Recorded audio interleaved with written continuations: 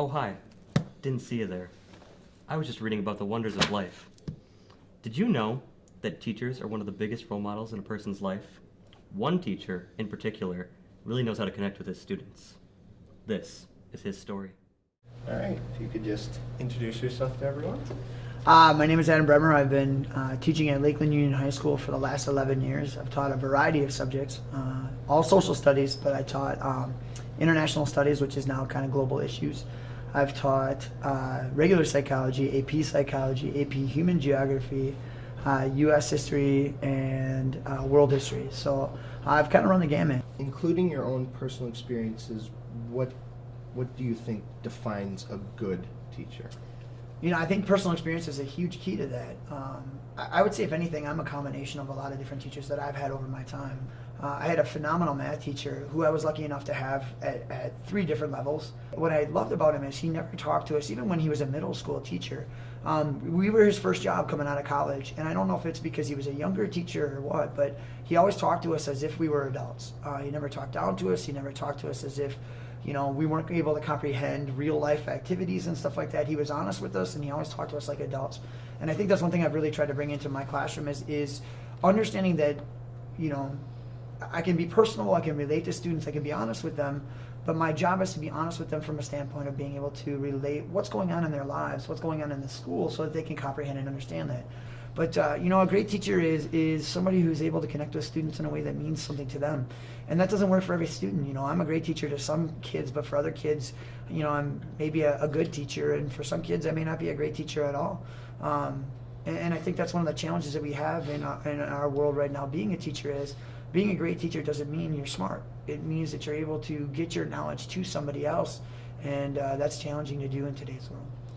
Being a coach and a teacher, what is that like? And with those who are wrestlers, is there like a certain relationship there, especially if they're in their classroom? Not necessarily saying brownie points, but is there just kind of like a different feel between the two? Yeah, it's a really interesting dynamic. When it comes to having wrestlers in the class, I gotta be honest, it's actually one of the toughest things I do as a teacher. Because a lot of times our personal relationships, and wrestling specifically because of the closeness of physical contact and stuff like that, but sports in general is something where you see people in a different atmosphere. You know, I'm not Mr. Bremer, I'm Coach Bremer, and we're 2 different people. You know, when somebody doesn't do something right in the classroom, I don't all of a sudden raise my voice and start screaming at them, whereas on a wrestling mat, I may yell very loud, you know. One of the scariest things I have is knowing that I'm going to be coaching my son for many years coming ahead of me. The wrestler student is tough. Imagine being like the child athlete. And yeah, it's constant. It's constant that you have to worry about that. I sometimes worry in class when wrestlers do have that personal relationship with me, that sometimes for other kids it can be like, I wish I had that, and not having an avenue to kind of build that relationship. Although I really try hard to get to know my students.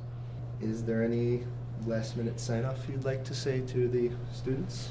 You know, for the students, I just want to say I really, really hope that you can find something, someone, someplace that is something that you love about Lakeland Union High School. Remember that your experience here is something that you craft. You do have an element of control. I know that you're told to take these courses, you're told to go you know, to these things and do this stuff. But remember that your experiences are unique to you, and they're what you want to make them. And I really, honestly, truly believe that. It's kind of a mantra of mine.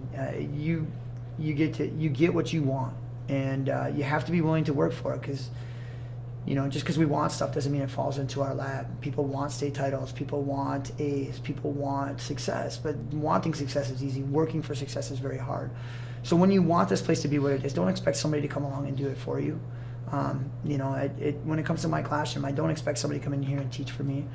I show up every day ready to do that, and I spend a lot of time in preparation for that. So when you're coming here, understand that we want you here, we're excited about having you here, but when it comes down to it, your experience is what you want to make it. If you are worried about it and you think it's going to be a bad experience, don't be surprised when you find things that you're not happy about. But if you look for the good, if you look for those high five Fridays, if you look for those little things, the thank yous, the pleases, and you can never underestimate how much it is, if you initiate it, how much it comes back to you.